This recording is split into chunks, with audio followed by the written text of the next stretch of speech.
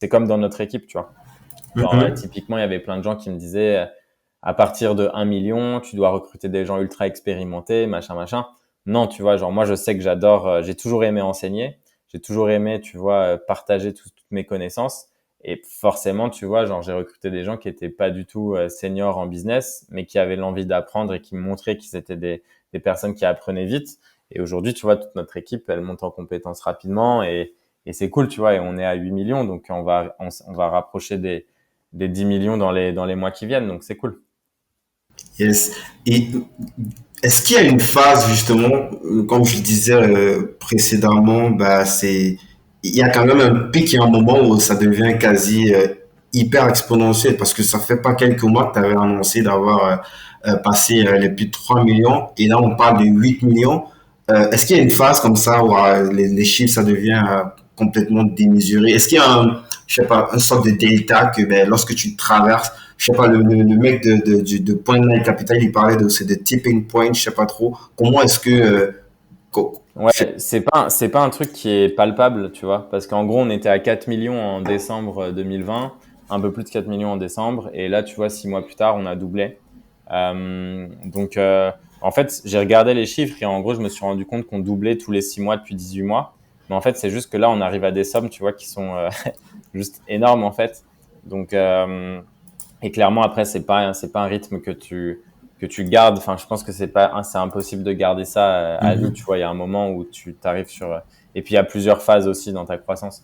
Mais non, non, je pense que c'est un mix de plein de choses. C'est à quel point tu as trouvé ton product market fit, à quel point les gens te recommandent, à quel point les gens sont contents du produit. Et après, tu as ce côté, nous, en fait, aujourd'hui, on dépense 0 € en ads. On n'a jamais dépensé d'argent en advertising. On fait de non. la prospection. Ouais, si, si, on n'a jamais dépensé d'argent en advertising. Ah ouais, ça, je m'attendais Ouais. pas. Je me disais justement, là, forcément, il y a un petit coup de Google Ads ou, Non, non. En fait, tu vois, il y a plein de leviers qu'on n'a pas du tout encore poussés. On n'a jamais fait de Facebook Ads, jamais fait de Google Ads, tout ça. en Et fait, en vous fait, êtes au là, début, quoi. Alors, ah ouais, ouais, c'est le ça. En meilleur fait, arrive, quoi. ouais, ouais, c'est exactement ça. Et c'est pour ça, tu vois, que je me dis que, en fait, ce qu'on doit réussir à avoir, c'est que quand ta croissance, elle est essentiellement basée sur le bouche à oreille, parce que les gens, ils recommandent du fait que tu leur apportes énormément de valeur, ben, en fait, c'est très scalable parce que tu sais que plus tu as d'utilisateurs qui arrivent, plus ces utilisateurs vont recommander à d'autres personnes et plus ils recommandent à d'autres personnes, plus il y a d'autres personnes et ainsi de suite, quoi, tu vois.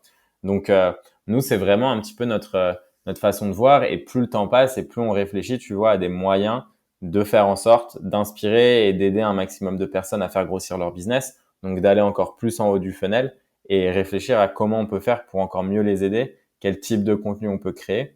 Et c'est par exemple, tu vois, on a lancé une masterclass récemment où en juste un webinar d'1 heure, quand j'ai vendu la masterclass, on a fait plus de 100 000 dollars. Et ça montre à quel point les gens, tu vois, ils sont à même de. Et ça, c'était un truc purement organique, c'est-à-dire qu'on en a juste partagé dans notre newsletter, sur LinkedIn, etc.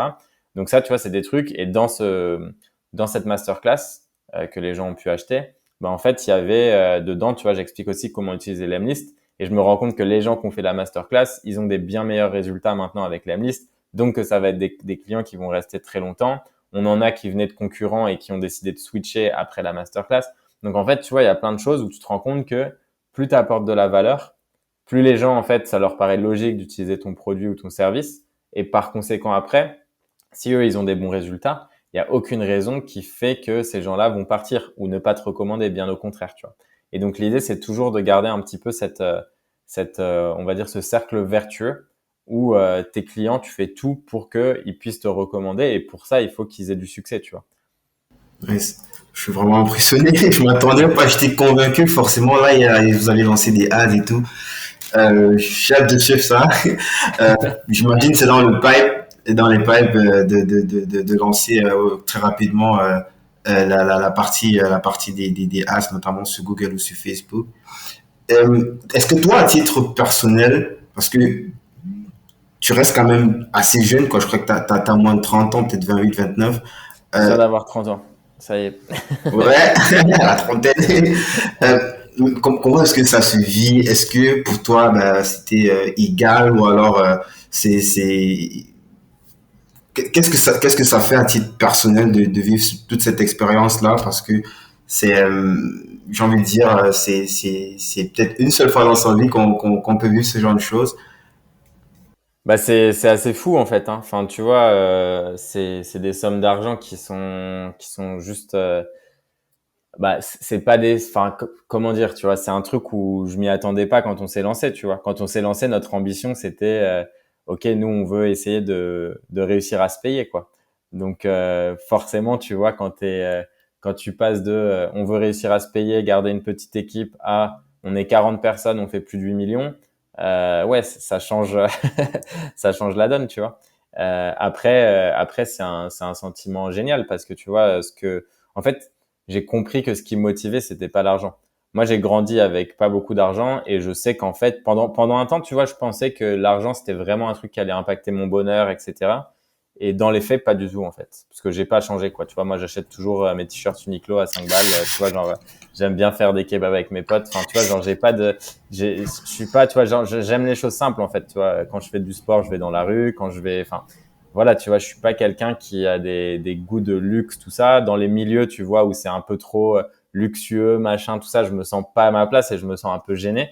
Donc, en vrai, moi, ma vie n'a pas trop changé. Après, ce que je trouve fou, c'est juste de me dire que, bah ouais, en fait, on peut impacter déjà la vie. En fait, j'adore ce côté où je me dis qu'on a un vrai impact sur la vie des gens. Et ça, je le vois typiquement parce que en gros, dans la masterclass qu'on a lancée, j'ai passé beaucoup de temps à faire du coaching avec certaines des personnes.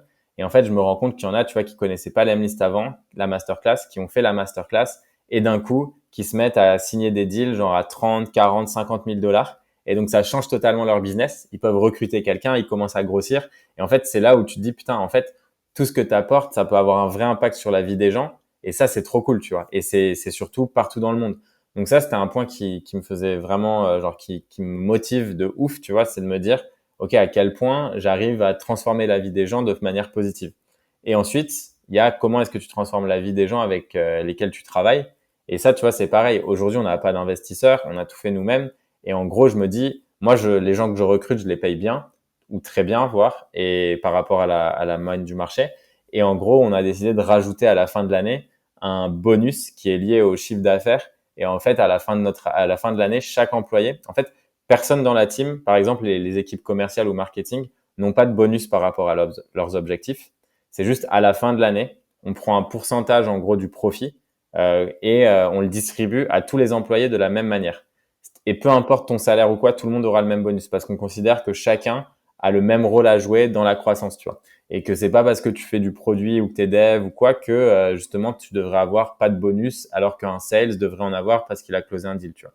Et donc en fait, on essaye de faire ça pour vraiment garder ce côté famille, unité, tout ça. Et à la fin de l'année, là, tu vois, en décembre, je pense que chacun va toucher entre 15 et 25 000 euros de primes.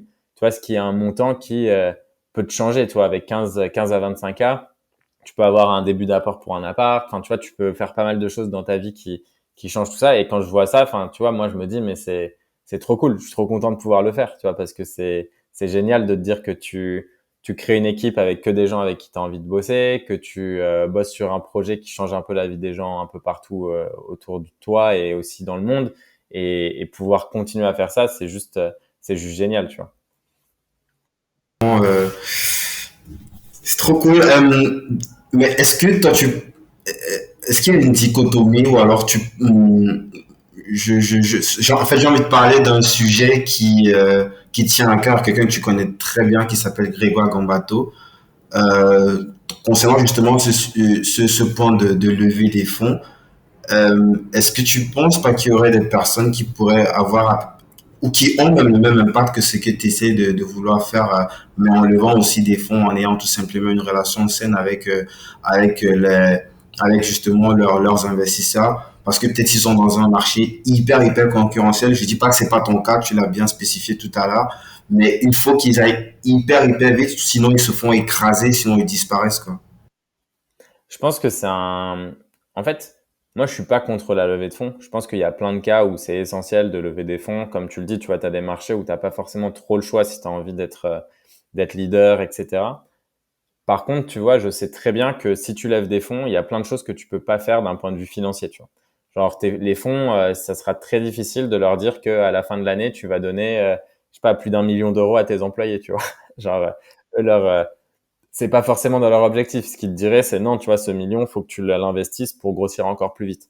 Et donc, en fait, il y a des fois où je pense que ce qui est problématique aujourd'hui, c'est pas tant la levée de fonds, c'est juste que comme tu as tellement d'argent qui est disponible, euh, aujourd'hui, en fait, il y a beaucoup, beaucoup de liquidités partout dans le monde, qu'en fait, on arrive à il y a des personnes qui lèvent à des valorisations qui n'ont aucun sens, qui prennent l'argent, qui vont tout dépenser et qui vont faire exploser leur boîte. Et en fait, le truc, c'est que pour moi, une boîte, enfin, tu vois, genre aujourd'hui, on a la trajectoire parfaite avec l'Emlist, c'est-à-dire croissance exponentielle, tout va ultra bien, tout le monde est très content, tout ça. Mais en fait, rien ne nous dit qu'à un moment, on va pas commencer à rencontrer un plateau ou un mur ou un truc comme ça et qu'il va falloir réfléchir à comment faire pour passer au stade d'après, tu vois. Et ça, en fait, tu vois, c'est des trucs qui peuvent t'arriver aussi quand tu lèves des fonds. Et c'est